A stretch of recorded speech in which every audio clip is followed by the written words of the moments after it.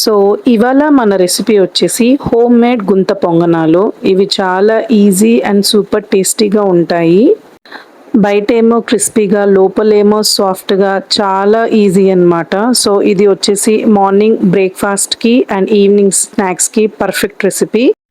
వీటికి ఇంగ్రీడియంట్స్ వచ్చేసి ఆనియన్, జీలకర్ర, కరివేపాకు, గ్రీన్ చిల్లీస్, క్యారెట్, జింజర్, కొత్తిమీర, సాల్ట్, ఆయిల్. సో ఈ సింపుల్ ఇంగ్రీడియంట్స్ తోటి మనం ఈ పర్ఫెక్ట్ రెసిపీ చేయొచ్చు అనమాట.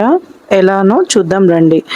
సో ఫస్ట్ మనకి దీనికి కావాల్సింది దోశ బ్యాటర్ అనమాట. అది మరీ చిక్కగా ఉండకూడదు, మరీ పలుచగా ఉండకూడదు, మీడియంలో ఉండాలి. సో తర్వాత మనం చాప్ చేసిన ఆనియన్స్, క్యారెట్ తురుము, జింజర్ తురుము, పచ్చిమిర్చి, జీలకర్ర అండ్ కొత్తిమీర మొత్తం మిక్స్ చేసుకొని పెట్టుకోవాలి.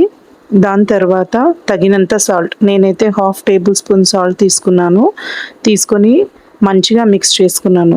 సో దీనికి కావలసిన ప్యాన్ తీసుకొని హీట్ చేసుకొని కొంచెం కొంచెం ఆయిల్ వేసుకుంటూ మనం ఏదైతే దోశ బ్యాటర్ తయారు చేసుకున్నామో అది అన్నిట్లోనూ వేసుకుంటూ ఉండాలి.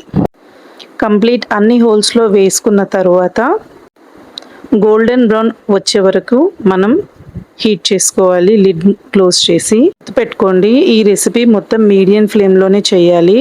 ఇప్పుడు ఒక 5 నిమిషాల తర్వాత లిడ్ ఓపెన్ చేసి ఫ్లిప్ చేసుకోవాలి ఇంకొక సైడ్. చూసారు కదండి, గోల్డెన్ బ్రౌన్ కలర్లో చాలా క్రిస్పీగా వచ్చాయి.